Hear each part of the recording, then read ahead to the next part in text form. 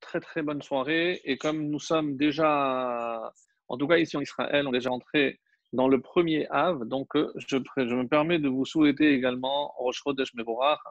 Et même si c'est le mois de Av, ça reste malgré tout évidemment un Rosh Chodesh. Et Mishenichnas Av Memaatin Besimcha, depuis que le mois de Av rentre littéralement, lorsqu'il commence, autrement dit, eh ben, on diminue la joie. Diminuer la joie, ça ne veut pas dire évidemment faire abstraction. Euh, Faire abstraction, c'est au contraire. Donc il y a toujours un peu de joie. Et souvent, lorsqu'on pose la question, mais est-ce qu'on peut manger encore la viande ou pas? Alors sachez qu'il y a plusieurs avis. Donc on commence juste parce que c'est Inanna de Yoma et que ça, on va rentrer en plein dans ce jour de Rosh Chodesh. Alors il y a plusieurs avis, je disais. Donc le Chida, par exemple, le Ben Ishraï, disent que oui, que c'est un Rosh Chodesh, malgré tout comme les autres, et que comme ça correspond aussi à la Hidula de Aaron, alors, par exemple, le Harizal disait qu'il fallait s'abstenir de manger de la viande à Rosh Chodesh. Et pour les Ashkenazim, donc même s'ils mangent de la viande tous les Rosh Chodesh, le Rosh Chodesh Av, c'est comme ça que c'est rapporté aussi dans le Mishnah Berurah, ils s'en abstiennent. Donc juste un petit rappel. Alors, et chacun devra suivre sa coutume. Donc c'est ce qui est très important dans ce domaine-là, puisque d'après la halakha, et ce qui a rapporté, c'est que ce qui est interdit, c'est de manger de la viande à la Seuda Mafseket. Je rappelle, la Seuda Mafseket, c'est la Seuda qu'on fait avant l'entrée et le début du jeûne. Donc ça, c'est d'après la stricte halakha. En semaine, ceux qui font à partir de Rosh Chodesh, etc. Donc, ce sont des coutumes. Et c'est pour ça que chacun suivra sa coutume. Si on n'a pas de coutume, eh ben, on essaye de se renseigner par rapport à notre origine, le lieu d'origine. Donc, celui qui est de Bagdad, celui qui est du Maroc ou ailleurs. Et il se renseigne comment ça se faisait. Et si malgré tout, il y avait les deux coutumes, ceux qui mangeaient et ceux qui ne mangeaient pas, eh ben, on décidera soit par rapport à sa famille ou autre, de manger ou de ne pas manger de la viande. Voilà, ça c'est un petit peu le coin halakha par rapport à ce point-là. Et on sait aussi que dès que cette période rentre, donc on va restreindre tout ce qui est réjouissant, c'est-à-dire même des travaux pour embellir et autres, jusqu'à aujourd'hui. Et ce n'est pas la question de mettre, même si c'est vrai que lorsqu'on les met, on fait chez Riyanou et pas lorsqu'on les achète, mais ça nous procure quand même de la joie. Il y a une souplesse peut-être pour ceux qui se marient juste après, ou alors ce qu'on appelle aussi davar ha'aved, c'est si la valeur, ou je risque de ne pas trouver ce produit, donc certains permettent. En tout cas, après, à partir de Rosh Chodesh, on va s'abstenir de tout cela, en espérant que, comme on va le voir ce soir, cette période annonce véritablement une joie. Alors, il est vrai que, encore une fois, on est rentré dans une période, on n'en arrête pas de parler, mais on est à même de se poser beaucoup de questions. Quand on est véritablement dans ce qu'on appelle le deuil pour la perte des deux temples, et que, en tout cas ici en Israël, on le ressent peut-être avec beaucoup plus d'acuité, le fait qu'on ait réduit maintenant le nombre et qu'on ne puisse être qu'à peine 10 juste à l'intérieur des synagogues, c'est comme si, après avoir vécu pratiquement 2 mois sans pouvoir se rendre à la synagogue, eh ben, c'est comme si c'était une deuxième destruction. Rappelez-vous ce passage que j'avais lu dans Yecheskel, au chapitre 1, le verset 16. Kohamar Hashem Elohim, ainsi parle le Dieu éternel, qui ilchaktim bagoim, parce que je vous ai éloigné parmi les nations, veri havitzotim be'aratzot, et je vous ai dispersé parmi toutes les contrées, vaehi lahem le migdash me'at, et je serai pour vous un petit sanctuaire, be'artzot asher ba'usham, parmi les terres ou dans les terres où vous vous retrouverez. Et la Megillah, commentant ce verset, avait dit, le traité de Megillah, à la page 29a, Amar Rabbi Yitzhak, Elu bate knesiot bate midrashot shebevavel. Donc, à quoi fait-on allusion lorsqu'on parle du petit Beth Amikdash? On fait allusion au temple, aux synagogues, pardon. C'est-à-dire que le temple a été remplacé par la synagogue. Mais si même l'accès aux synagogues a été interdit, c'est comme si on assistait à une redestruction, pour ainsi dire, de ces lieux où on pouvait se rassembler pour élever notre voix et les prières. Alors c'est vrai qu'on a assisté à des phénomènes assez étonnants ici en Israël. lorsqu'on ne pouvait pas se rendre à l'intérieur, les gens restaient à l'extérieur. Et maintenant que malheureusement, donc, ça a été restreint à 10, 10 personnes, donc maintenant les gens sont revenus sur les cours, sur les terrasses, autrement dit à l'extérieur. Et c'est un signe peut-être parce que c'est par là qu'on doit évidemment chercher la réparation. Quand on parle de réparation, on en avait longuement parlé, et vous allez certainement vous poser la question, mais quel est le lien avec la paracha de Devarim? Vous verrez que c'est extrêmement intimement lié, puisque la paracha de Devarim est toujours lue avant le jeûne du 9 Av. Et ce Shabbat, d'ailleurs, porte un nom particulier, c'est Shabbat Chazon. Et donc, de tous les Shabbatot, c'est ce qu'on appelle le Shabbat de la vision. Évidemment, si on appelle Chazon, c'est parce que ça fait allusion au premier mot de la Haftara qui sera lu ce Shabbat dans toutes les synagogues. Donc, c'est le dernier des trois, qu'on appelle les trois de malheur. Il y a trois Shabbatot, donc, pendant lesquels on va lire les trois Haftarot et ce qu'on appelle Shelosha Depur Anuta, les trois de malheur. Et après, donc, on rentre dans le Shabbat qui suit, donc on en parlera certainement la semaine prochaine. Le Shabbat qui suit le jeûne du 9 Av, c'est déjà, on rentre dans Nachamu, Shiva, Nechamuta. On va rentrer dans ce qu'on appelle les 7 semaines de consolation. Donc, vous voyez ici une distribution qui doit évidemment vous arrêter, et les 7. 7 et 3, évidemment, c'est les 10. On va retrouver évidemment les 10 séphirotes, et sans rentrer, puisque même si on sera obligé de dire de Aharon à Cohen, et le 5 Av, c'est la Hiloula du Harisal Akadosh, le Hari Akadosh. Donc, on dira aussi un petit mot, puisqu'il est bon de rappeler la veille de son date. Pour revenir maintenant à la paracha de Devarim, donc comme je le disais, et pour essayer de faire le lien avec cette période.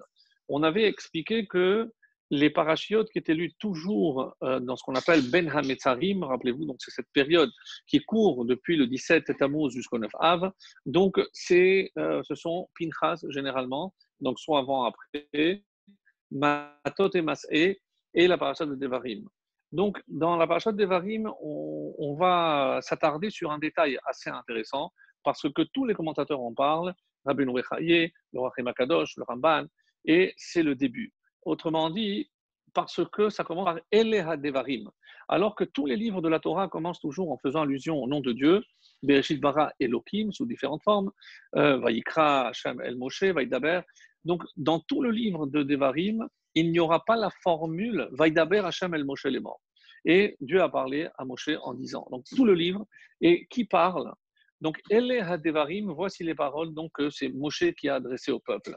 Donc, la question qui se pose souvent, c'est qui a écrit ce livre? Est-ce que c'est un livre qui est écrit par Moshe, mais comment je peux imaginer que un livre qui fait partie de la Torah, donc qui émane, qui a été dite, écrite en tout cas par le roi HaKodesh, donc l'inspiration divine.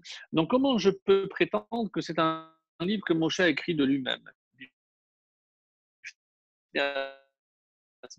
Et on va à ce propos donc apporter je fais un petit peu ce soir, et il y a également donc un enseignement très intéressant, je disais, par rapport à cette période, à savoir que lorsque je compte le nombre de jours en incluant les deux extrémités, je trouve 22 jours. Donc du 17 Tammuz jusqu'au 9 Av. 22. Mais 22, on avait parlé, je pense, c'est aussi évidemment les 22 lettres de l'alphabet. Sans les lettres finales, il y en a 22, parce que si on a eu ces 22 jours tristes, de malheur en quelque sorte, c'est parce qu'on a porté atteinte aux 22 lettres de la Torah. Ça, c'était ce qu'on avait vu la semaine dernière. Mais là, je voudrais apporter un éclairage extrêmement intéressant par rapport à ce lien qu'on peut faire avec ce chiffre 22. Alors, il est dit que dans le traité de Yoma, vous savez qu'à l'intérieur du temple, il y avait donc dans la partie du Kodesh HaKodashim, il y avait ce qu'on appelle le Haron qui contenait non seulement les deuxièmes tables, mais les débris des premières. Et certains rajoutent aussi le Sefer, un Sefer Torah qui avait été écrit par Moshe Rabbeinu. Et il y avait on va dire un baromètre. Le baromètre, c'était les deux chérubins, les deux kérouvim, qui se regardaient face à face. Alors, vous vous rappelez donc de cette discussion, de quoi avait-il le visage? Certains disent que c'était des enfants. Pourquoi? Parce que les enfants, ce sont les garants de la Torah. Lorsque Dieu a demandé des garants avant même de donner la Torah, donc ce sont précisément les enfants qui étaient garants. D'autres disent non, c'est le mari et son épouse. C'est là où réside la Shekhinah lorsque il existe ce dialogue, lorsque le mari et la femme sont face à face. Quoi qu'il en soit, lorsque les deux se regardent et ils sont face à face, c'est aussi le symbole de Knesset Israël et Akadosh Baruch Hu. C'est-à-dire que le lien est au summum, est à son point culminant. Autrement dit, et certains disent que des fois, ils s'enlaçaient par les ailes s'entrelaçaient. C'est le symbole que Hachem était proche du peuple. Et que se passait-il lorsque justement le peuple s'éloignait de ce que Hachem, du comportement, de l'attitude que Dieu attendait? Eh bien, on dit qu'il regardait le Echal, c'est-à-dire il se tournait le dos. Alors, dans le Masechet Yoma, donc à la page 54b, lorsque nos ennemis sont rentrés, et ici, certains ont voulu dire que c'était les Romains, mais comme vous le savez, à la période du deuxième temple, il n'y avait pas le Haron à l'intérieur. Donc c'est difficile de faire admettre qu'il s'agit ici du deuxième temple. Donc en tout cas, même si je dis qu'il s'agit du premier temple, donc il s'agit ici des Babyloniens. Ils ont été frappés de stupeur en voyant cette vision et ils se sont dit, d'ailleurs ça a été mal interprété, mais on a vu que les malachim, les kérouvim, étaient face à face entrelacés.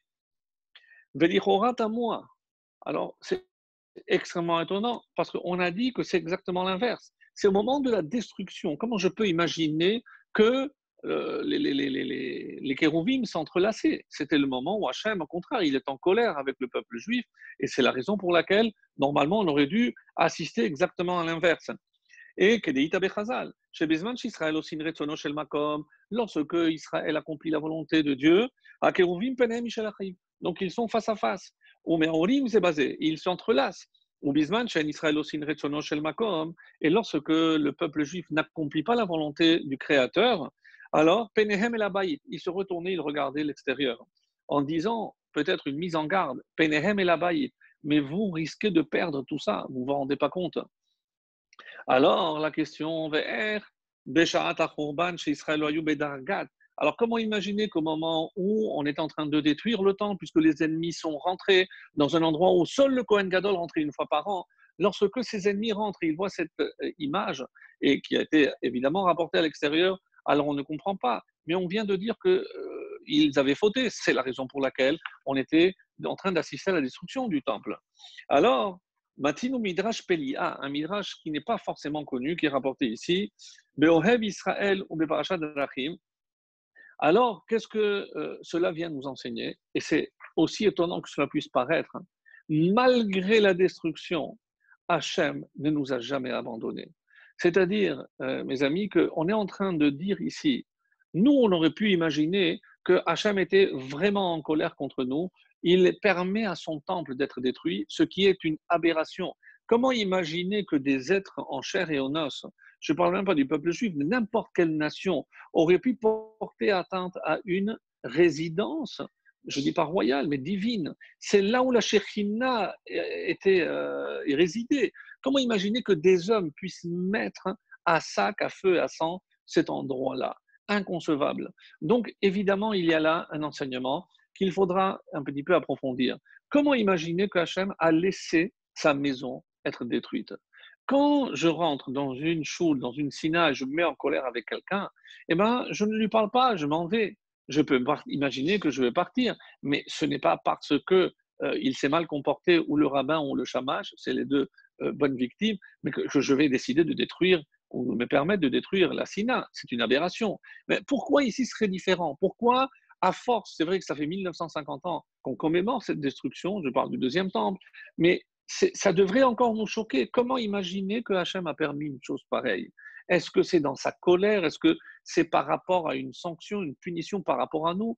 Évidemment qu'il faut voir aussi et l'exil qui est consécutif à cela, puisque on parle souvent de la destruction, mais il ne faut pas oublier qu'il y a eu aussi la destruction. Et alors, et c'est la raison pour laquelle je disais que ce nombre de jours était extrêmement important. Et je disais, pour quelle raison, et une des raisons qui est avancée, c'est la même raison pour laquelle Dieu va féliciter Moshe Rabbeinu d'avoir brisé les tables. Oui, c'est quelque chose qui est peut-être choquant, mais qui est compréhensible dans le sens où c'est pour sauver cette jeune femme qui vient de se marier, mais qui vient de tromper son mari, parce que la seule preuve de son adultère, c'est précisément ce contrat de mariage, cette alliance. Et donc, quelque part, Moshe décide de briser cette alliance. Donc, je ne sais pas si on peut imaginer des tables qui avaient été façonnées par Hachem, des tables sur lesquelles, je parle des premières, sur lesquelles on a dit qu'elles étaient transparentes, à savoir que si elles n'avaient pas été brisées, on aurait eu aujourd'hui que le livre du Chumash, les 5 livres de Moshe, et le livre de Yehoshua. Tout le reste, les prophéties, on n'aurait pas eu besoin de tout ça, rien de tout, sans le Talmud, rien. Ça aurait été tellement clair qu'en lisant la Torah, on aurait pu déjà avoir comme un influx direct, et on aurait pu déjà comprendre quelle était la halakha directement, sans avoir besoin de passer ni par le Talmud, ni par les Rishonim, ni par le Rambam, ni par le Shulchan Aruch, direct, sans peine, sans difficulté, sans opposition, sans discussion, sans marloquette, rien, clair. Donc, on a perdu tout ça. Et comment on peut féliciter Moshe d'avoir fait ça? Parce que l'enjeu, évidemment, c'était de sauver le peuple juif. Et c'est par ce geste-là, évidemment, qu'il a sauvé le peuple. Et c'est la même raison. Si Hachem a préféré passer sa colère contre des pierres, et on parle ici du temple, c'est un petit peu comme Moshe a détruit la pierre, mais c'était les pierres des tables, eh bien Hachem va aussi suivre cet exemple en quelque sorte, et il va préférer passer sa colère en quelque sorte sur des pierres, et c'est-à-dire le temple, pour préserver le peuple juif. Et c'est pour ça que nous sommes là. Donc maintenant, pour revenir à cette période, où est-ce que je retrouve aussi une période de 22 jours? Et c'est vraiment hallucinant quand on va essayer de faire le parallèle. C'est dans le livre que j'avais présenté la dernière fois, donc Netivot Shalom, qui nous donne une lecture vraiment époustouflante de ce que peuvent représenter ces 22 jours. Nous, on les voit toujours comme quelque chose de néfaste, obscur, c'est la galoute, c'est l'obscurité dans l'obscurité, comme on appelle, on dit c'est le Hester dans le Hester, c'est lorsque Hachem s'occulte dans l'occultation. Alors, on nous dit la chose suivante. Où est-ce que je retrouve ces 22 jours? Et on dit, si je compte depuis Rosh Hashanah jusqu'à Simchat Torah, j'ai exactement 22 jours. Ben, vous allez faire le compte, vous allez trouver.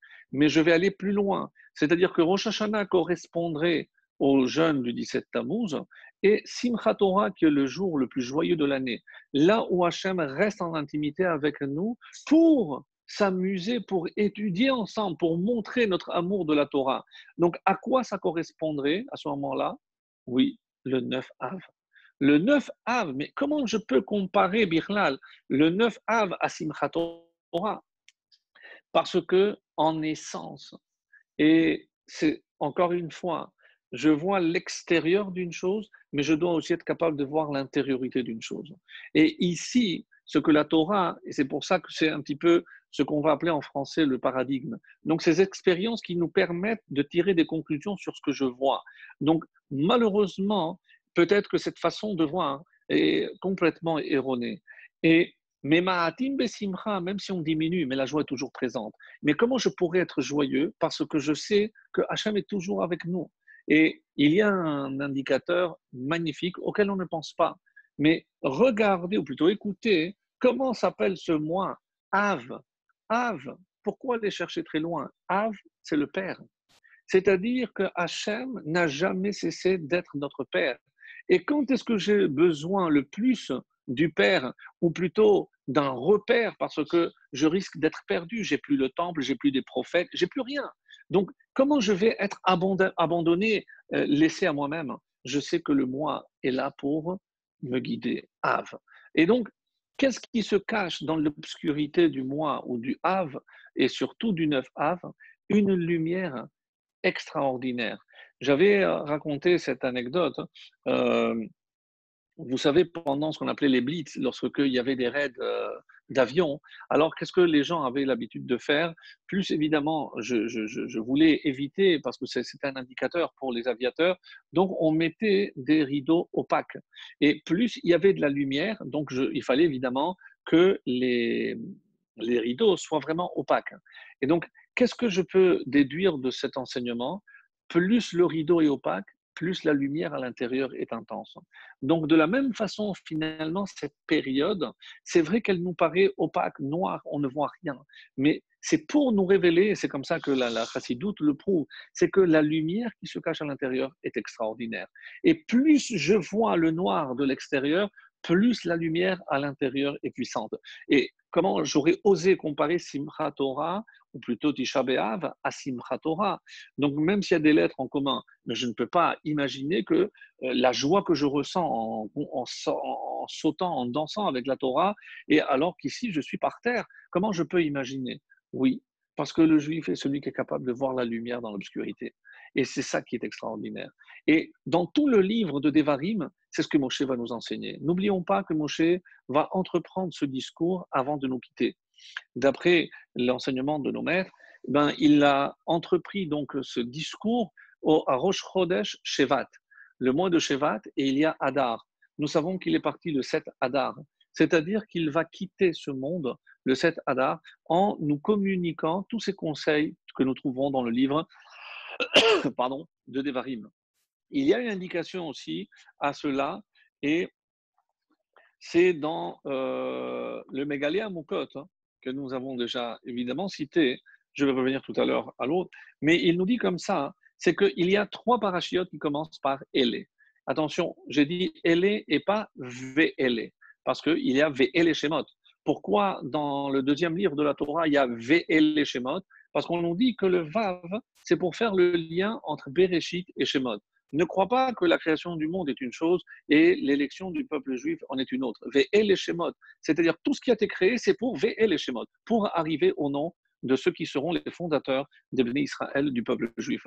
Alors, mais si je compte que Ele, il y en a 3, c'est-à-dire Ele Toldot Noach, Ele Pekoudé à Mishkan et Ele Masai. Donc c'est curieux, parce que c'est des moments clés dans l'histoire de l'humanité, surtout du peuple juif. Toledot Noach, c'est un sauvetage. Elle est parce que Noir vient ici pour sauver l'humanité. Elle est pécoudée à Mishkan. Donc le Mishkan, c'est ce qui va permettre à la Shekhinah de résider ici-bas. C'est-à-dire qu'il y a ici, on a franchi un pas, et tout ce qu'on a perdu dans le livre de Bereshit, c'est-à-dire on a vu la présence divine s'éloigner par la faute de Adam, par la faute de la génération du déluge et autres. Donc, elle est pécoudée, on commence à réparer, la Shekhinah revient. Donc, il y a ici un point majeur. Et ensuite, elle est Massé Ben Israël, voici les étapes. C'est-à-dire que nous avons ici la Shekhinah, nous avons le projet et nous avons l'accomplissement de ce projet avant d'entrer en terre d'Israël. Donc, arrive maintenant ici, elle est à Devarim. Donc, c'est curieux. Pourquoi est-ce que ça s'insère? Évidemment que ça doit rentrer d'une certaine façon. Mais ici, le Mégalé à Mokot que je vous lis, je vous dis plutôt que je vous lis, et il dit, regardez la gématria de Élé. Élé, c'est 1, 30 et 5. C'est 36. Et pourquoi ici arrive ce Élé? D'abord parce que il ne s'est pas lié à ce qui précède. Il n'y a pas marqué VLE, c'est LE, c'est-à-dire pour séparer tout ce qu'il y avait avant. Et on va expliquer en quoi donc, le livre de Devarim est particulier. Vous savez qu'il a un nom différent, c'est Mishneh Torah. Donc c'est Moshe qui va répéter, il va peut-être même innover, mais il prendra soin, dès la semaine suivante, de répéter les Aseret Adiberot. Donc, mais comment il se permet de changer quelques mots, puisque vous savez qu'il y a Chamor et Zachor, il y a plusieurs différences, on en parlera, mais la réponse qui est donnée par Rabbeinu Bachaye et d'autres, c'est parce que la génération qui avait été au Sinaï avait écouté directement les Aseret Adiberot. Maintenant, ce sont les enfants. Et il fallait absolument qu'avant de rentrer en Israël, que cette génération écoute également les Aseret Adiberot de la bouche de Moshe, et c'est ce qu'il va entreprendre. Alors, lorsque je regarde, elle est 36. Pourquoi 36? Je viens de le dire. Parce que ce discours, elle va durer 36 jours. Depuis Rosh Chodesh Shevat jusqu'à sa mort, le 7 Adar. Il y aura 36 jours. Mais 36, vous savez aussi, c'est 36 flammes. 36, c'est 36 heures que le Or Haganouz est resté, puisqu'elle a disparu le lendemain, donc elle a duré 36 heures. Donc ce chiffre de 36, donc extrêmement symbolique. 36, évidemment, c'est le nombre de bougies qu'on allume sans le chamage les 8 jours de Hanouka. Donc les 36 justes qui parlent, grâce à qui le monde tient, etc. Donc ce chiffre 36 est extrêmement important. Comme si quelque part Moshe était en train de nous révéler bien plus que ce qui va être écrit, mais attention à ces lumières qui sont cachées ici. Et c'est ce qui nous invite évidemment à faire. Alors, et il dira comme ça, le Mégalé à Moukot, une phrase très très très importante. Bechol dor yesh shelosha bene adam shehem bimkom ha'avot. Et il nous révèle ici quelque chose de magnifique. C'est que chaque génération, de la même façon qu'il y a eu la génération des Avot, Avraham, Isaac et Yaakov, donc aucune génération ne peut tenir s'il n'y a pas trois personnages qui sont comparés aux Avot. Et il donne une liste ici qui serait vraiment très longue, mais pour vous montrer la beauté de cet enseignement. Et il nous dit, par exemple, il y avait à l'époque Moshe, Aharon et Hur. Vous savez, rappelez, Hur, le fils de Myriam. Donc, en fait, les trois sont représentés. Aharon, Myriam et Moshe. Par qui Myriam est représentée? Par son fils Hur, qui est celui qui tenait. De la même façon, on dit pourquoi Moshe, Aharon et Hur, c'est parce que à chaque génération, il y a des forces du mal qui vont empêcher par tous les moyens la lumière divine de se révéler. Et comme on appelle ces trois agents, vous allez penser certainement au Satan, etc. Non, mais ici le Mégalé Amokot donne des noms très précis. Et il l'appelle, et on verra que c'est les mêmes initiales. Pour Moshe, il y a Mashrit, l'ange destructeur. Pour Aharon, par le Aleph, le Af, c'est la colère divine. Et Hur, il y a aussi un autre mot pour désigner la colère, les ir, c'est Chema. Et donc vous remarquez que pour chaque nom, il y a un agent donc, qui commence par exemple, que nous assisterons, une fois que Moshe aura quitté, eh bien, il y aura Yoshua, il y aura Pinchas et il y aura El-Hazar, donc le père de Pinchas et le fils de Aaron. Donc toujours trois. Et comment je vois que ce qui se passe ici se passe là-haut aussi, c'est les trois anges qui sont Michael, Gabriel et Nouriel, la lumière. Alors, et c'est rapporté dans la Gemara, dans Baba Metzia, on dit qu'il fait trois sages à la période de Rabbi Chia, qui étaient Rabbi Chia, Chizkia et Yehuda, et qui faisaient, on va dire, donc le pendant à ces trois forces du mal. Parce que s'il n'y avait pas ces trois représentants, eh ben, quelque part, Chas Shalom, donc ils auraient la force de nous emporter, qu'à Dieu ne plaise. Donc ça, c'est par rapport donc à ce terme. Comment on peut lire dans ces trois lettres ailées tout ce que je viens de dire, donc en tout cas, c'est Mégalé, celui qui révèle à Moukot ce qui est vraiment profond. Donc, ça par rapport donc au livre de Devarim, je voulais terminer d'abord avec un enseignement sur le Shabbat en général, ce Shabbat qui s'appelle Chazon, et je reviendrai ensuite à la paracha de Devarim. Alors, quand on écrit, et il rapporte ici que Shabbat Chazon hiya Shabbat hagedola beyoter mikol Shabbatot hashana. Alors, dans chaque Shabbat, et vous savez qu'il y a un principe que en avelut be Shabbat. Le Shabbat, il n'y a pas de avelut. C'est la raison d'ailleurs pour laquelle, même si on s'abstient de manger de la viande, le Shabbat, on ne peut pas faire avoir des signes de avelut, donc publiquement en tout cas, et c'est la raison pour laquelle donc on peut manger de la viande, même le Shabbat, si on avait commencé même avant depuis Rosh Chodesh. Mais qu'est-ce que cela révèle? Et il nous dit ici, le Netivot Shalom, c'est que c'est par rapport à cette lumière. Et le Shabbat, la lumière est tellement intense qu'on ne peut pas s'endeuiller. Donc, c'est comme si je mettais entre parenthèses le deuil. Et quel est le Shabbat de la période la plus obscure? Bien évidemment, c'est le Shabbat qui précède le jour le plus obscur, c'est évidemment le jeûne du 9 Av. Eh bien, si donc je dis que c'est la période la plus ténébreuse, la plus obscure, et que ce Shabbat où il n'y a pas forcément d'Avelout, ça veut dire que de tous les Shabbats de l'année, c'est précisément celui qui est dans la période la plus noire qui contient le plus de lumière. Et c'est pour ça que ici, comment on va le dire? On va dire que le Shabbat Chazon est le Shabbat le plus grand. Alors qu'on a un Shabbat qui s'appelle Shabbat Agadol. Non, rien à voir avec la lumière qui est cachée dans ce Shabbat.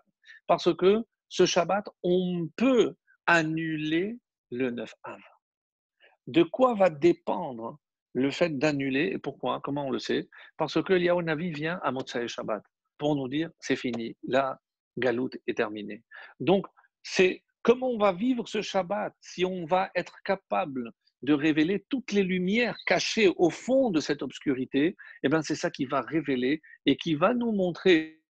Alors, vous allez me dire, oui, mais on parle de Shabbat. Eh bien, les Chachamim ont trouvé même la lumière, même de nos jours. C'est encore le 9 Av, si le Mashiach ne vient pas. Mais qu'est-ce que les Chachamim nous ont enseigné?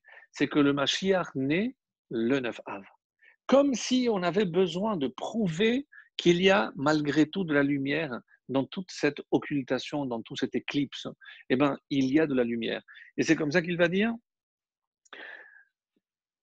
Shabbat Chazon, Chazon merumas gam ala nevoa shel Besora. Pourquoi? Parce que dans Chazon, c'est pas par rapport à cette vision qu'il a eue de la destruction, que le prophète a eue de la destruction.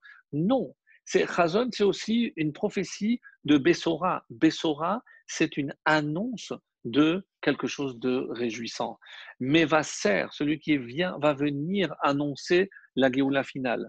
Et il termine ce passage en rappelant que comment je peux partir d'un principe pareil alors que Dieu a permis l'exil, Dieu a permis toutes les persécutions. Comment je peux imaginer que malgré tout, il puisse y avoir de la lumière dans cette période? Et il dit comme ça, c'est qu'il ne faut jamais perdre de vue pourquoi, dans quelle finalité Dieu a créé le monde. Et si je vous demandais, alors c'est pour résider ici-bas, c'est pour donner l'opportunité à l'homme, donc à l'âme de s'élever, etc. Mais il y a une réponse très simple qui est reprise par le Ramchal et par d'autres. Quelle est la seule finalité de la création du monde? Lehetiv leberuav. Pour faire le bien à ces créatures. Mes amis, on est là devant la définition la plus simple, la plus profonde, la plus complète de la finalité de la création du monde. Pourquoi Dieu a créé le monde? Pour faire le bien. Et tout ce qui m'éloigne de cela, eh ben, je sais que c'est loin de la vérité. Ah, des fois, oui, il y a de l'obscurité. Haster astir, disent les Chachamim. Pourquoi dans le texte de la Torah, je voilerai ma face? C'est pour nous montrer que même lorsque il y a un voilement, ben Dieu est toujours là-bas. Afilu behastara, même dans tout ce qui est voilé. Et lorsque on dit de faire le bien et qu'on a parlé aussi du Harizal, j'aimerais à ce propos rapporter une anecdote. Je ne sais pas si je l'avais raconté les années précédentes. En tout cas, moi, comme je l'aime beaucoup, et ça prouve à quel point nous sommes dans une période où on a véritablement besoin de chesed, de bonté. Alors, c'est vrai que tout le monde traverse des difficultés de tout ordre, et financières, et relationnelles, et au niveau du travail, au niveau du couple, au niveau des enfants qui sont un peu trop accaparants dans la maison, etc., dans tous les domaines. Et on oublie peut-être l'essentiel. Et c'est pour ça que cette Haftara, que je vous invite vraiment à lire attentivement, la Haftara de ce Shabbat, se termine par le secret comment Tzion, la ville de Jérusalem, sera rédimée, par quoi le salut va arriver. Et on dit Bemishpat, Bemishpat, mais aussi Betzedek. C'est par la justice, et la justice ici, c'est la bonté. Parce que, à force de penser à soi et à ses problèmes, on oublie peut-être un principe majeur, c'est la bonté. Parce que si on est à l'image de Dieu, n'oublions pas que si Dieu a créé ce monde pour faire le bien, eh ben, en quoi on est, nous, à l'image de Dieu? C'est parce qu'on est capable aussi de faire le bien. Moshe nous l'a montré. Donc, dans toutes les paroles, même lorsque on va imaginer qu'il y a des reproches, et c'est vrai que tout le début de Devarim, il y a des reproches, comme avait rappelé le prophète Jérémie a dit, oui, tu m'envoies, je suis jeune, dès la première mission, tu me demandes de faire des reproches. Moshe, il a fait des reproches, regarde le livre des Devarim, c'est un mois pratiquement avant sa mort, donc c'est à la fin de sa vie qu'il a fait des reproches. Mais je ne peux pas commencer mon sacerdoce en quelque sorte, en venant faire des reproches. En tout cas, c'est par rapport à cette notion de chesed. Et comme je vous l'ai lu, et c'est très important, c'est pour faire du bien à toutes les créatures humaines. Adam uvhema toshi Hashem. Hashem sauvera et les hommes et les animaux aussi. Alors, de quoi il est question pour montrer un petit peu le niveau exceptionnel du Harizal, qui n'a vécu que 38 ans. Alors imaginez tout ce qu'il a réussi à faire en si peu de temps, à approfondir tous les enseignements de Rabbi Shimon Bar Yochai, à aller au-delà. Et heureusement que son élève, Rabbi Haïm Vital, était là pour, évidemment, pour collecter tous ces enseignements et les mettre par écrit. Et c'est comme ça qu'ils nous sont parvenus. Donc cette anecdote, mais donc... l'Arizal qui un jour donc s'est déplacé dans une auberge. Et véritablement, cet aubergiste s'est plié en quatre. Il était vraiment aux petits soins du Harizal parce qu'il le connaissait, il avait entendu la réputation et il était vraiment aux petits soins. Et avant de partir, le Harizal, il lui a proposé de lui faire une bracha. Alors, cet aubergiste extrêmement honnête lui a dit, écoutez, sincèrement, j'ai besoin de rien. Je ne me plains de rien, tout ce que Hachem m'a envoyé, mais je sais que pour ma femme, il y a un point, c'est qu'on a eu voilà, quelques enfants, mais ça fait déjà pas mal de temps qu'on essaye de continuer à avoir des enfants et Hachem a empêché ma femme de continuer à avoir des enfants. Donc le Harizal ferme les yeux et il dit, je sais pourquoi. Tout de suite, on est dans une autre dimension. Et qu'est-ce qu'il dit? Il dit, j'ai vu que vous avez un poulailler. Et d'ailleurs, je vous félicite parce que les poulaillers étaient un petit peu surélevés. Et qu'est-ce qu'elle faisait la femme? Elle avait mis une échelle pour permettre aux poules de pouvoir descendre et elle mettait la nourriture en bas. Mais chaque fois qu'elle venait avec sa servante, elle remarquait que les poules donc restaient trop souvent et trop longtemps en bas et, pardon, et elle salissait tout le bas. Non seulement déjà le poulailler en haut, mais tout le bas. Alors elle a décidé d'ôter cette échelle et de venir et mettre directement la nourriture en haut. Donc comme ça, elle n'avait pas besoin de descendre. Alors le Harizal lui dit, c'est très bien, parce que maintenant, elles ont la nourriture. Mais vous avez oublié un détail. Mais ouvrez grand les oreilles, parce que moi, quand j'ai découvert cette histoire, très sincèrement, je suis resté éberlué. Et il a dit la chose suivante. Il a dit, c'est très bien parce que les poules, maintenant, elles n'ont pas besoin de se déranger. Mais vous savez, qu'est-ce que Dieu a entendu pour qu'ils descendent et qu'ils voient ce qui se passe? C'est les piaillements des poussins. Parce que les poussins, ils prenaient l'échelle comme un jeu, comme un toboggan. Donc, non seulement les poussins descendaient pour manger, mais c'était leur jeu de pouvoir glisser. Et lorsqu'ils se sont approchés et n'ont pas vu cette échelle, ils ont ressenti tellement de peine que cette peine-là est montée jusqu'au, comme ça c'est rapporté, jusqu'au trône céleste. Et Hachem a dit, qu'est-ce qui s'est passé? Cette femme a retiré l'échelle, et bien elle ne donnera pas naissance. Incroyable. Mes amis, je vous dis sincèrement, c'est incroyable. Mais ça prouve et ça nous montre, si Hachem est tellement sensible à la souffrance d'un petit poussin, est-ce qu'on peut imaginer quelle est sa souffrance? Quelle est Imo Anochi Betzara? Évidemment, quand Hachem s'est dévoilé à Moshe Rabbeinu dans le Séné, dans le buisson ardent, donc c'est parce qu'il voulait montrer que c'est pas que le peuple qui souffre, je souffre avec mon peuple.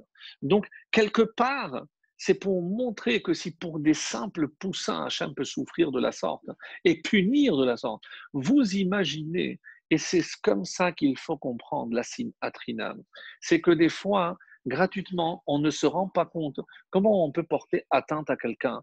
C'est pas méchant, c'est pas volontaire, mais inconsciemment, je peux léser, je peux blesser, et par des paroles, par des gestes. Donc, combien on doit faire attention à cela? Et très sincèrement, lorsqu'on regarde notre période, et on est un peu éberlué. Pourquoi? Parce qu'on se dit, et très sincèrement, on doit tous attendre la Yeshua, on doit tous attendre le Mashiach, mais c'est un prestidigitateur, c'est pas un Mashiach, c'est pas un roi qu'on attend. Pardon. Parce que comment il va changer la face de notre planète? Comment on va faire pour changer quoi que ce soit à cet égoïsme qui est aujourd'hui généralisé, surtout en période, comme on se dit, de difficulté? Évidemment que chacun va d'abord penser à soi et aux siens avant de penser aux autres. C'est normal, c'est légitime. On ne peut pas nous en vouloir. Alors que c'est peut-être pour nous mettre à l'épreuve qu'Hachem envoie ces épreuves-là, justement. Alors, et c'est ce texte que vous connaissez parce qu'on l'avait déjà lu plusieurs fois, à plusieurs reprises. Donc, par rapport donc aux différentes générations, pour comprendre quelle est la différence. Donc, c'est dans le traité de Shabbat, à la page 112, Kuf Yudbet, Amud Bet, Folio B. Im Rishonim Bene Malachim. Si les Rishonim, ceux qui ont suivi donc à partir de Rashi, Rambam, si eux c'était des Bene Melachim, Anu Bene Anashim, alors nous on est de simples hommes. Veimarishonim Bene Anashim, mais si eux étaient des hommes, Anachnu Kechamorim, nous on est comme des ânes. Velo Kechamoro Shel Rabbi Chania ben Dosa. Et attention, quand on dit un âne, ce n'est pas ces ânes qui connaissaient et qui ne mangeaient pas parce qu'il n'y avait pas la troumot et les maasrot. On ne parle pas de l'âne de Rabbi Chania ben Dosa, ou Shel Rabbi Pinchas Beyair, et la Kish Achamorim, mais comme des ânes simples.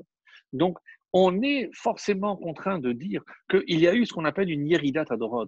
Il y a eu une baisse, une chute au niveau de génération. Regardez, plus on s'éloigne, même après la destruction du temple, il y a eu les Tanaïm, il y a eu les Amoraïm, il y a eu les Géonim, il y a eu les Savoraïm, il y a eu ensuite les Rishonim, les Shkoracharonim. Donc, comment on peut imaginer que nous, on sera plus méritants pour justement être la génération qui connaîtra le Mashiach? Alors, on avait expliqué, mes amis, que c'est peut-être pour ça que il faut rappeler, que le Harizal nous dit que le peuple juif est comparé à l'homme. Dor Déa, c'est la génération du Déa. Déa, c'est au niveau de la sagesse, au niveau du Sechel. Et nous, on est Dor de Aikibeta de Meshicha, c'est-à-dire le talon. Le talon, c'est la partie la plus basse du corps.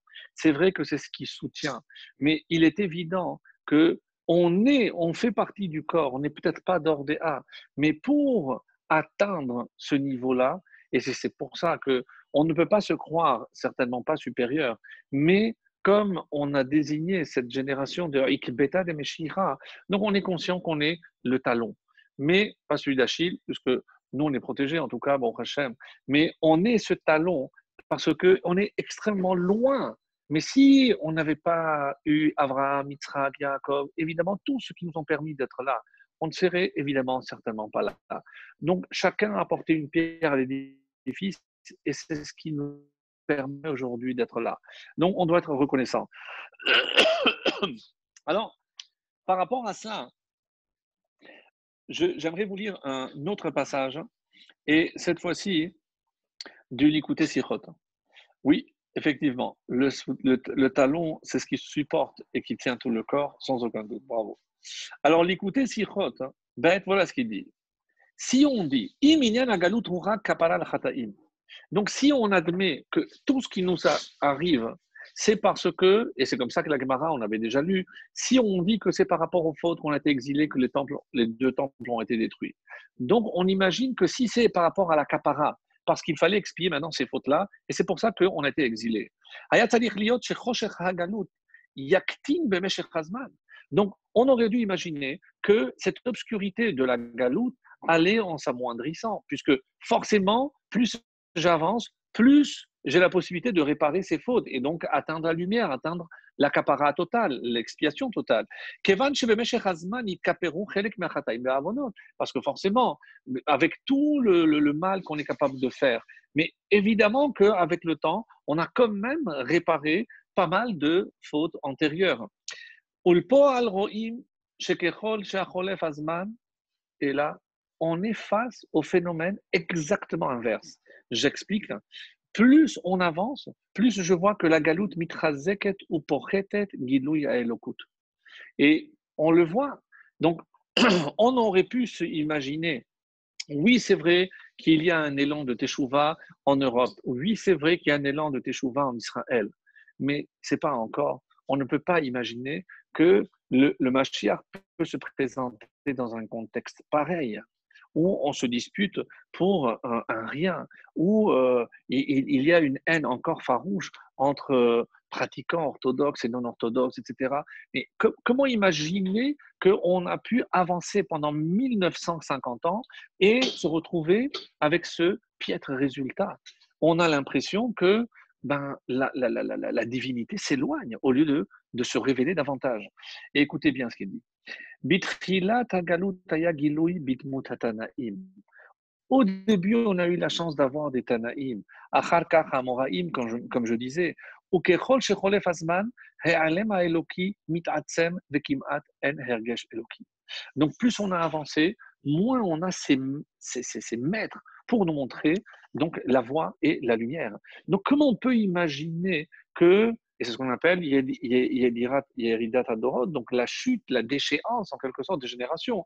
Donc, alors quoi, c'est sans espoir? Chas v'shalom. Chas v'shalom. Et à ce propos, j'aimerais rapporter pour montrer à quel point chaque chose que l'on fait a des mérites incommensurables. Et je ne sais pas si vous connaissez l'ouvrage aujourd'hui, pratiquement dans toutes les maisons, il existe, hein, c'est ce qu'on appelle Shmirat Shabbat Keilchata. Shmirat Shabbat Keilchata, c'est le Rav Neuervitch, donc c'est le fils d'un survivant de la Shoah et qui était extrêmement doué. Et lorsqu'il a écrit cet ouvrage sur le Shabbat, c'est pas qu'il a innové quelque chose, c'est pas qu'il a appris un domaine complètement délaissé. Le Shabbat, tout le monde parlait de Shabbat. Mais quand on lui a posé la question pourquoi le Shabbat, et il a dit parce que le Shabbat a sauvé mon père. Oui.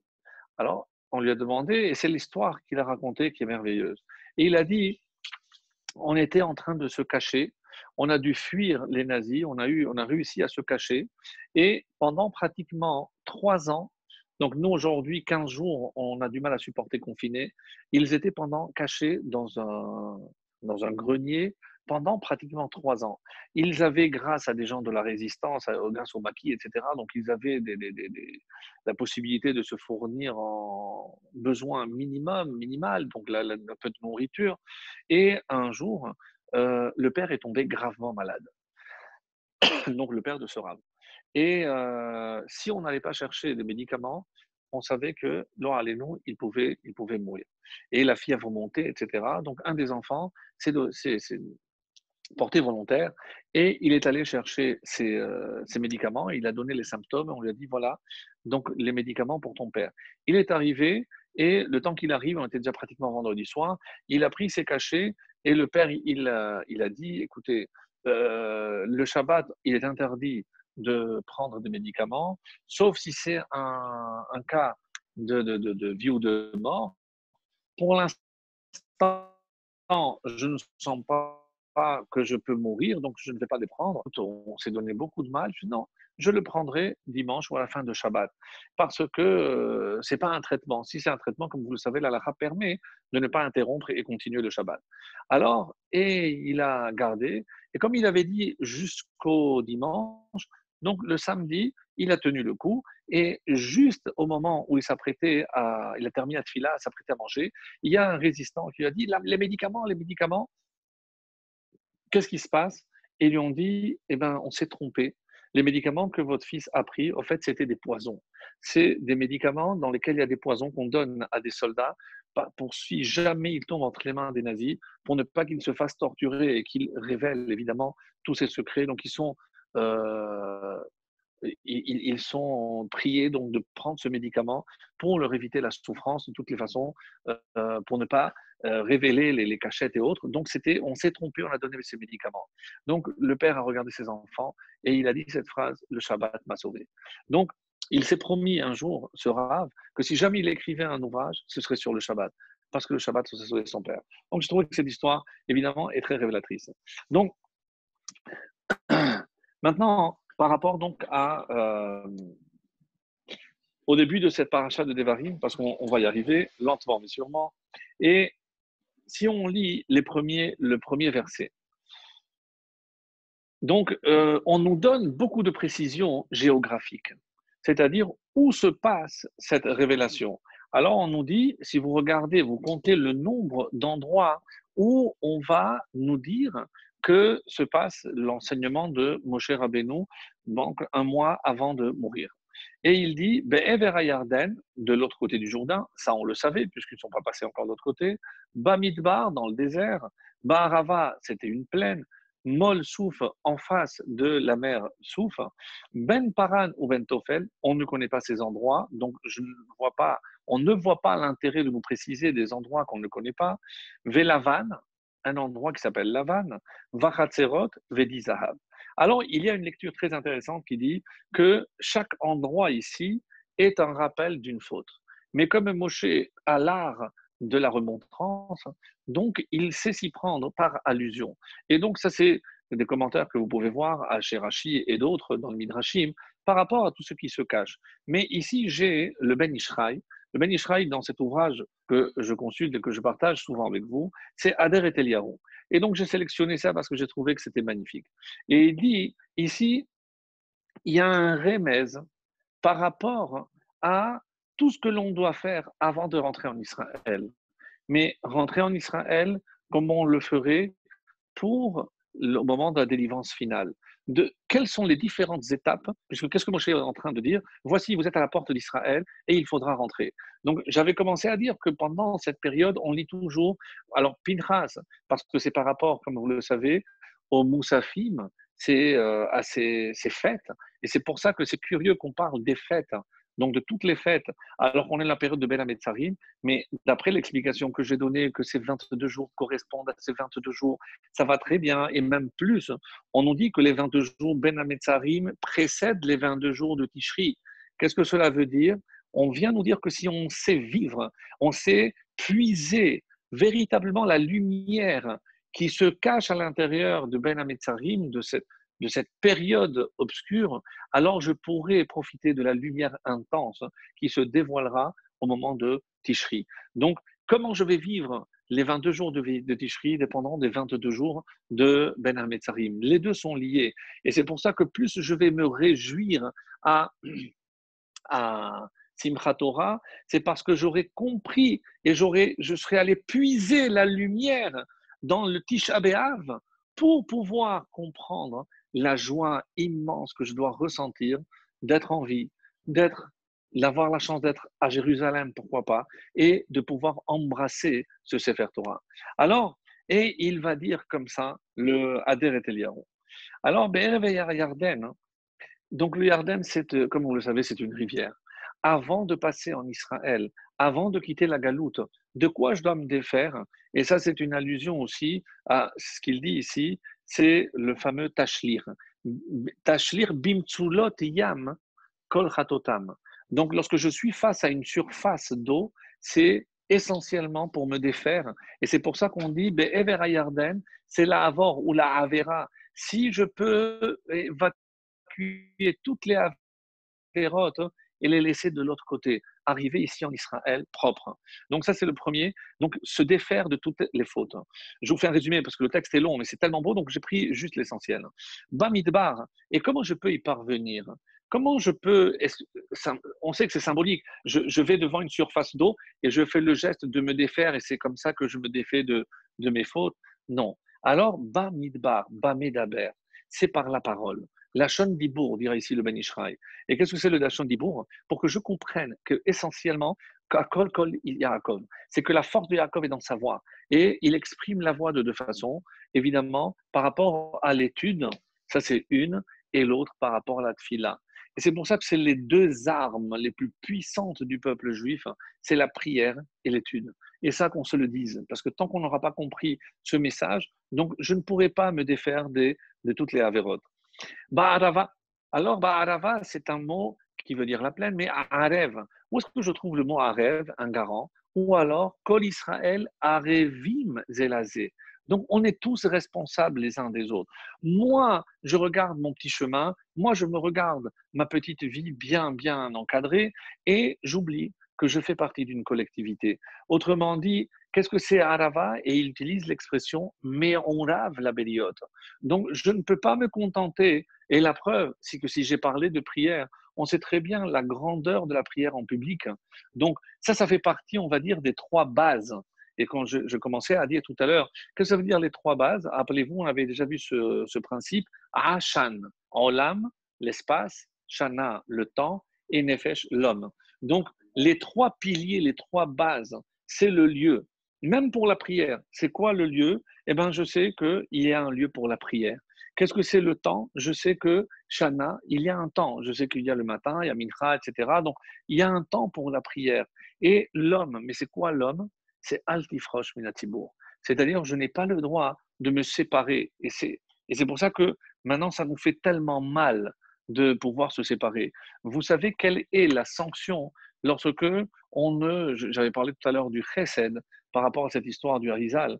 Et il y a une autre idée qui me vient, c'est où on voit quelqu'un qui s'est éloigné du chesed et qui a très très mal fini. Alors vous allez me dire quel est le lien? Peut-être aucun, mais peut-être aussi énorme. Pourquoi? Parce que l'histoire de Ruth, par quoi elle commence? Vous le savez, l'histoire de Ruth commence par le voyage de Elimelech avec Noémie, sa femme et ses deux enfants. Et pourquoi il quitte Israël? Alors on a dit il y avait la famine. Mais de notre côté, lorsqu'on regarde les commentaires, Elimelech était extrêmement aisé. Donc, il savait que ça allait, sans discontinuer, commencer à taper à la porte. Comme on le voit, hélas, aujourd'hui de nos jours, beaucoup plus depuis que notre arrivée, depuis un an pratiquement. Donc, on voit qu'il y a de plus en plus de sollicitations. Il y a évidemment de plus en plus de difficultés. Donc, Elimelech, comment il a pu fuir le chesed? Comment pour ne pas. Alors, Altifrosh Minatsibour, le Tibour est dans le besoin et dans la souffrance. Et c'est peut-être pas parce qu'il ne voulait pas donner, mais il ne voulait pas être embêté, il ne voulait pas avoir cette souffrance. Donc, il est parti à Moab. Il aurait pu choisir autre endroit. Et ses enfants vont choisir ni plus ni moins que des princesses, les filles du roi. Et comment ça va se terminer? Machlon et Kilion, les deux enfants vont mourir. Donc, on voit qu'il va tout perdre. Donc, lorsque je refuse le chesed, on l'avait déjà vu, mes amis. Parce que, pourquoi il y a eu le déluge? Pourquoi Sodome et Amora, les deux villes, ont été détruites? Parce que, Olam chesed ibané, sans le chesed, le monde ne peut pas tenir. Et plus nous que d'autres. Donc, sans cette notion de chesed, c'est inconcevable. Donc, et c'est pour ça, quand on dit Altifrosh Minatsibour, et c'est pour ça que j'aurais pu dire, oui, mais je suis tranquille, moi je peux prier tout seul. Et il y a une histoire dans le Talmud que je vous ai choisi ici. Et c'est quelqu'un qui, c'est dans Brachot d'ailleurs, dans la page 8b. Après, comme ça, je vous donne les références, vous pouvez voir plus en détail, bien entendu. Sha'al Rabbi Yitzhak le Rav Nachman, donc il a posé cette question. Ma'atam loba amar le Bet HaKnesset litpalel. Il s'est étonné de ne pas le voir à la Sina, donc il est allé le voir, il dit certainement il est malade, il dit comment le Rav n'est pas là? Amarlo eni yachol, je me sens très faible, je n'ai pas pu aller à la Sina. Amarlo, alors il y a ces minyan asara vitpalu beveto, donc si le Rav ne peut pas se déplacer, on va lui trouver 10 personnes et ils viendront prier avec le Rav ici. Il va organiser un petit minyan chez lui. Alors il a dit, Kacheli leatriach et tatsibour. Donc c'était quelqu'un d'énorme et de grand. Il a dit, comment je vais me permettre, pour moi, qui suis-je moi, pour faire déplacer 10 personnes? Je ne sais pas voulu déplacer. Amarlo, vayomerma, la shalia hatsibour, sheyodi alok shatsibour mitpalelim, veitpalelim atsibour. Alors il faut que le Rav sache à quel moment on prie, et comme ça, lui, il prie en même temps, et il s'associe à la prière du Tzibour. Pourquoi? Parce que c'est comme ça que c'est marqué. Shama Rabbi Yochanan Mishum Rabbi Rashbi, Rabbi Shimon Bar Yochai, Ma'u shekatu vani tefilati lecha Hashem et ratzon. Donc, ce qu'on dit d'ailleurs à Mincha de, euh, de Shabbat. Qu'est-ce que c'est et ratzon? Un moment d'agrément. C'est quoi ce moment où Dieu va agréer? Et matai et ratzon, c'est quand ce moment? Besha'a she'atzibur mitpalelim. C'est au moment où tout le Tzibour fait la tfila. She'en HaKadosh Baruch Hu mo'ez bitfilatan shel rabim. C'est parce que même si dans un Tzibour, comme son nom l'indique, Tzadik, Bet et Resh, Tzadikim, Benonim et Rechaim, même si dans un Tzibour, il y a des Rechaim qui prient, et qui sommes-nous pour juger, bien entendu, mais même s'il y a des Benonim, il n'y a pas que des Tzadikim, mais la force de la Tefila de Tzibour est incommensurable. Et c'est pour ça qu'il faut, même si on est empêché et on prie, il faudra se renseigner pour prier en même temps que le Tzibour. Donc, ça, je trouve que c'est extraordinaire. Alors, je termine de lire le Hader et Eliyahu parce que c'est ce qui nous manque, nous, pour essayer donc de passer de l'autre côté. du bon côté. Donc, Ba'arava, Me'urav la Bériote. Je dois effectivement être toujours avec les gens. Je dois être à l'écoute des gens. Je dois voir, être capable d'apporter ce dont l'autre a besoin. Mol souffre. Je dis oui, mais pourquoi moi Mol souffre. Regardez ce qu'il dit ici, Ben Ishraï. Mol souffre, c'est moule. J'inverse le ou et le o. Et qu'est-ce que je lis? Moule sauf, en face de la fin. C'est quoi notre fin? C'est évidemment la mort. Il faut que j'ai toujours devant moi la mort. C'est-à-dire, ah oui, parce que là, il y a cette haine, cette jalousie, mais tu as vu la maison, tu as vu la voiture, tu as vu ce qu'il a, tu as vu ce qu'il n'a pas. Alors, donc, il y a pourquoi je vais l'aider, pourquoi je ceci, pourquoi je cela. Si je sais qu'à la fin, et il dit quelque chose d'extraordinaire, si on compte le temps qu'on passe sous terre, il est bien, bien supérieur au temps qu'on passe sur la terre. Et qu'est-ce qu'il veut dire par là? C'est-à-dire que sous terre, on est tous pareils. Il n'y a pas plus, il n'y a pas moins. Donc, il utilise une expression, la vérité c'est un peu ashkénaze, mais on a tous le même habit. Je parle évidemment du linceul. Donc, on va tous avoir, et comme dit ce fameux adage ashkénaze, le linceul, il n'y a pas de poche. On n'emportera rien avec nous. Donc, ah, il était très riche, il a fait ceci, la maison, trois étages. Qu'est-ce que tu t'en fous? Parce que c'est pas ça, évidemment. Et si j'ai dans la possibilité de venir en aide à l'autre, donc je ne dois pas m'arrêter à cela. Molsouf, c'est quelqu'un qui sait toujours quelle est la fin. La fin, c'est Rima Vetolera, le ver et la vermine. Donc, il dit attention, il faut toujours avoir en face quelle est notre fin pour évidemment tirer le maximum de profit du temps que nous sommes sur Terre avant d'arriver sous la Terre. Ben Paran, Paran, ici, s'écrit avec un Aleph. Et il dit c'est Milachon PR. C'est-à-dire que chaque fois que je vais faire quelque chose, je dois voir toujours le bon côté des choses. Que je dois calculer qu'est-ce que je vais gagner en faisant ça et je vais toujours faire pencher vers PR. Parce que qu'est-ce qu'il y a de l'autre côté? Ben Tofel. Tofel, c'est Afela, c'est l'obscurité, c'est le mal. Donc, je dois toujours choisir entre le bien et le mal. Savoir que rien n'est parvé, rien n'est anodin. Donc forcément, tout ce que je vais faire, soit ça va pencher à droite, soit ça va pencher à gauche, pour le bien ou pour le mal. Et alors il dit, et comment je dois être avec les gens? La vanne. La vanne, pas comme le personnage biblique. La vanne, c'est quelqu'un qui est franc, qui est sincère. Vous savez comment on dit quelqu'un d'hypocrite? C'est Echad Balev, Echad Bapé. Dans le langage des Chachamim, on dit Tzavoa. Et Tzavoa, c'est colorier. Tseva, c'est une couleur. Pourquoi? Parce que soit tu es de toutes les couleurs, ça veut dire que tu es versatile, soit tu es blanc. Blanc parce que tu es transparent, parce que tu dis les choses comme elles doivent être, tu ne fais pas semblant. Et c'est comme ça que tu peux établir des relations avec les autres. Vachatzerot, qu'est-ce que c'est Vachatzerot? On dit que c'est Khatir. Khatir, c'est du foin. Pourquoi le foin? Il a choisi le foin parce que c'est vrai qu'il est en grande quantité, mais c'est de tout ce qui pousse sur terre, ce qui sèche le plus vite et qui s'abîme le plus vite. De quoi ça a plus besoin? De l'eau. Alors regarde, Khatir, comme toi, et considère que tu as toujours besoin, d'eau. En maïm et la Torah, parce que sinon tu te dessèches. Et quand tu te dessèches, tu ne sers, même les animaux ne mangeraient pas le foin sec. Vedi zahav, et il dit, di zahav. Di, c'est dai, ça suffit. Zahav, de l'or. Ça suffit alors. Arrête de courir.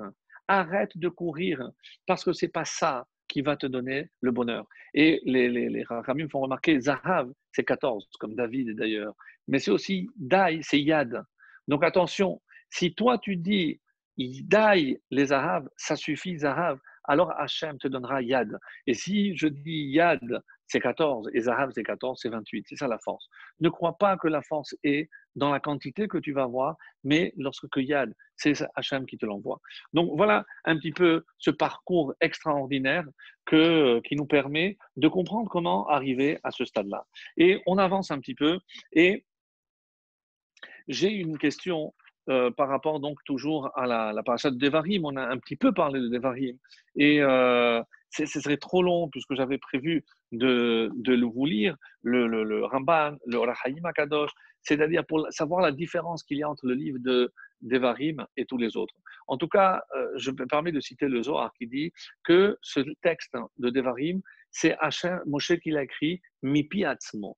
Mais comment on peut imaginer? Alors évidemment, il y a des contestations. Comment je peux imaginer? Donc, oui, même si tu dis que c'est par roi HaKodesh, alors il y a une très belle explication que j'ai lue à la fin, donc essentiellement par rapport à Ramban, hein, qui dit, c'est que Moshe a commencé à parler. Et lorsque Hachem a écouté tout ce que Moshe a dit, il lui a dit, c'est bon, maintenant tu écris tout ça dans la Torah. Je veux que tous ces enseignements que tu as transmis, eh ben, soient consignés. Et ici, il y a quelque chose d'extraordinaire, parce qu'on dit que le mois de Shevat, c'est Verseau, c'est l'eau. Et c'est quand Moshe commence à verser, à déverser de l'eau de la Torah sur le peuple d'Israël. Mais quelle Torah? Puisque c'est oral. Donc on dit que Devarim est un petit peu à cheval entre la Torah écrite et la Torah orale. Et c'est un enseignement très profond du Harizal qui nous dit, dans tout ce que Dieu a créé, il y a toujours le Emtsa'i, c'est-à-dire ce qui est au milieu. La preuve, regardez par exemple les 10 commandements. C'est vrai qu'il y a 5 et 5, mais ça, je dis que c'est les recommandements entre l'homme et Dieu. Mais que fait le cinquième? C'est entre un homme et son père et sa mère. Donc ce sont des hommes. Oui, mais c'est pour faire le lien. Il y a toujours un passage, une transition. Alors, que représente le livre de Devarim? Et c'est dans l'ensemble du livre de Devarim, c'est la transition vers la Torah orale. Comme si Moshe était en train de nous dire attention, parce que ce qui va vous rester, c'est effectivement c'est la Torah orale. Attention de ne pas délaisser l'étude. Attention maintenant que vous allez passer de l'autre côté. Et c'est pour ça que Dieu a donné cette possibilité à Yoshua. Alors maintenant, il me reste encore une question, et pour moi, elle est essentielle. Si je dis que Moshe a brisé ses tables, on a reçu les deuxièmes. Les deuxièmes sont humaines, Pesol Lecha. Donc les deuxièmes n'ont pas la même force que les premières. Mais on voit bien, comme c'est marqué dans le Maseret Shabbat, qu'au moment où on a reçu la Torah, il y a eu comme si Hachem nous avait forcé. Rappelez-vous l'image de la montagne, etc. Mais maintenant, qu'est-ce que nous, on est obligé de dire par rapport à ce moment particulier où le peuple juif a accepté la Torah? Qu'est-ce qui fait, quel est le moment, on va dire, le point culminant de la relation entre le peuple juif et Hachem? À quel moment cette alliance est devenue indéfectible? Et c'est très important de le comprendre parce que, encore une fois, on reste attaché malgré tout. Malgré toute cette période d'obscurité, notre force, c'est qu'on est attaché. Mais par quel lien? À quel moment de l'histoire on s'est vraiment attaché à Hachem? Et ça, c'est une question. Bravo. Je vois qu'il y a... Bravo. Et je vais vous apporter la preuve. Pourquoi? Parce que tout le monde connaît, et c'est toujours la suite dans cette fameuse Gemara, qui Yemou et Kiblou, à ce moment-là, ils ont accepté. Mais écoutez ce qui est écrit. Et c'est encore un texte. Donc, Kiblou a Bimé Achashverosh, comme c'est marqué, qui Yemou et Kiblou à Yehudim. Alors, il y a un passage, et je ne sais pas si vous vous rappelez le début de la Megillah de Purim, d'Esther, elle est incompréhensible. Bon, on n'a pas trop le temps, mais je vous explique. Qu'est-ce qui se passe? On nous raconte une fête. Bon, on a déjà parlé de ça, mais qu'est-ce qui se passe pendant cette fête? Il invite sa femme, Vashti, à venir. Elle refuse, peu importe les raisons maintenant. Elle refuse. Et c'est le roi. Comment on traite un crime de lèse-majesté? Alors on écrit que le roi ne sait pas quoi faire. Et il apporte ses conseillers. Pendant 7 jours, ils vont discuter. Mais c'est quoi la discussion? Je ne comprends pas. Mais c'est un crime de lèse-majesté, on lui coupe la tête. Pourquoi on va tergiverser sur quelque chose de si évident? Ah, vous allez me dire, oui, mais c'est quand même la petite fille de Nabucodonosor, c'est la fille de Balthazar, le fils de Nabucodonosor, donc c'est une princesse, elle a du sang princier. Et alors, elle peut se permettre de faire une humiliation. Alors, qu'est-ce qui a marqué? Écoutez bien, au début de la Megillah, qu'est-ce qui a marqué? Ve'ashetiya chadat, ki chen yisad hamelech Laasot kirtzon ish va ish. Qui décidait ce qu'il fallait faire? Qui décidait comment se comporter? Le roi avait donné carte blanche. Qu'est-ce que le roi avait dit? Que tout le monde fasse ce qu'il veut. Pas de loi, pas de règles, pas de limites, pas de respect, rien. Ce qu'il ne pouvait pas imaginer, c'est que ce décret allait se retourner contre lui. Parce que comment sa propre femme allait refuser de l'obéir, de lui obéir, pardon. Mais de toutes les façons, elle a fait comme tout le monde. Tout le monde pouvait faire ce qu'il voulait. Alors elle aussi, elle a fait. Il était coincé, il ne pouvait pas la sanctionner. Pourquoi? Parce que c'est lui qui a donné ces ordres-là. Donc qu'est-ce que vous lui en voulez? Alors il réunit sa garde rapprochée, il lui dit, il faut me trouver quelque chose parce que c'est pas possible. Et qu'est-ce qu'ils vont dire? Parce que si jamais on ne punit pas de manière exemplaire, alors toutes les femmes vont se rebeller contre leur mari. C'est tiré par les cheveux. C'est vraiment inouï. Mais qu'est-ce que je dois retenir de cela en ce qui me concerne et ce qui nous concerne? C'est que c'est une période où il n'y a pas de règles. C'était la fin de tout, la fin des limites, la fin de l'ordre. C'était un chaos pas possible. Alors, on se pose la question, qu'est-ce qu'on pouvait faire à ce moment-là? Qu'est-ce qu'on pouvait imaginer? Et alors, on dit comme ça, c'est ce moment-là que le peuple juif choisit.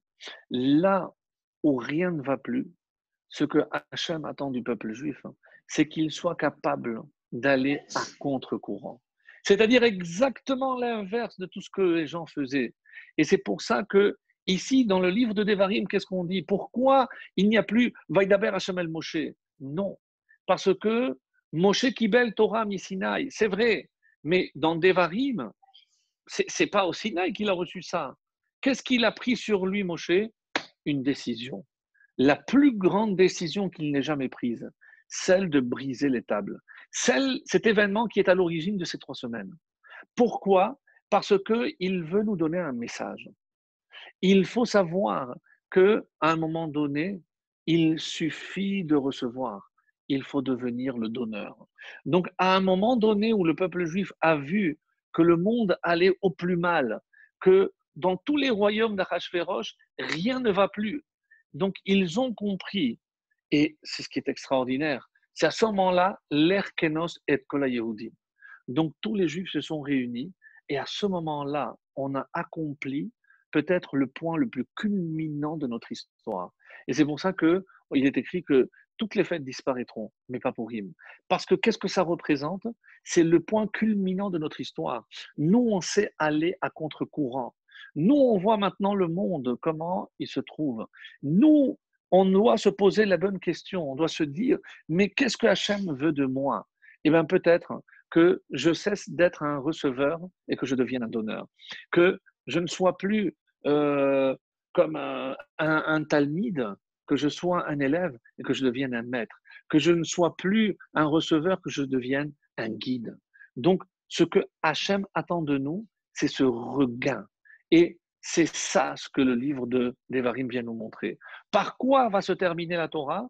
Pas par les enseignements de Dieu. Il n'y a aucune foi, et Dieu dit à Moshe, c'est parce que Moshe avait compris.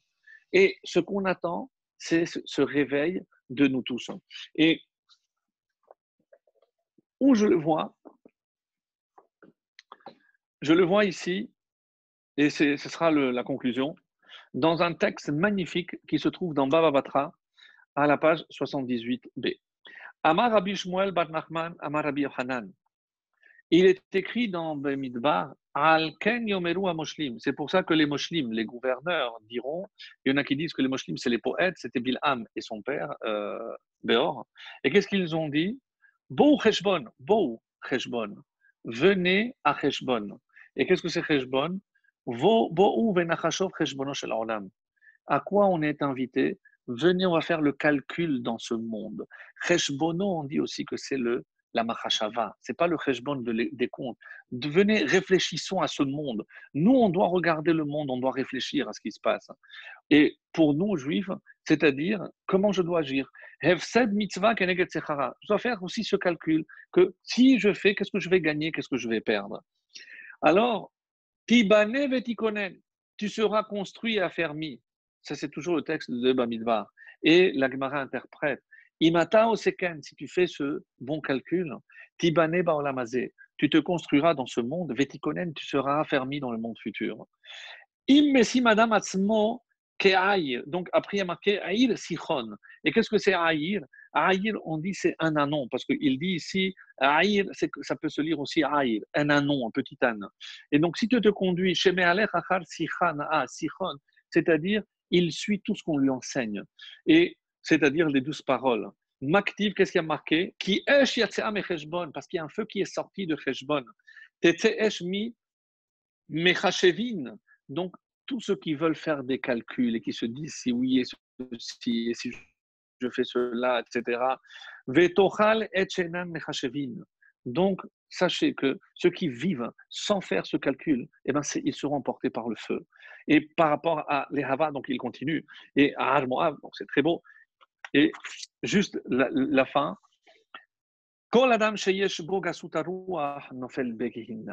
Donc, et tout ça pour nous mettre en garde contre quoi? Contre la ga'ava, contre l'orgueil. C'est qui est l'orgueilleux? Celui qui n'a pas compris. Si vous voulez le texte, à Anava en hébreu, c'est 131. Si vous regardez le psaume 131, on parle de quoi? D'un homme qui sait se comporter avec justement tout ce qu'on attend de lui, c'est-à-dire cette humilité.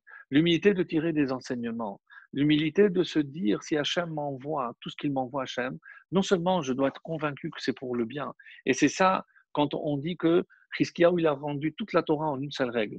Tzadik be'emunato yichye. Quelle est cette force qui va nous permettre? C'est la emuna, c'est cette croyance. Quand on l'a, il ne nous manque rien. Mais si on ne l'a pas, on n'a rien. Et c'est cette émouna. Donc, qu'est-ce qui me permet maintenant, et j'arrive à la fin, qu'est-ce qui me permet de voir la lumière à travers l'obscurité? C'est cette émouna que forcément, de toute cette obscurité, il ne pourra sortir qu'une très très grande lumière. On soit tous, Be'ezrat Hashem, méritants de voir cette lumière qui nous aveuglera. Et d'ailleurs, comme la Chassidoute enseigne, qu'est-ce qui se passe lorsque la lumière est très intense?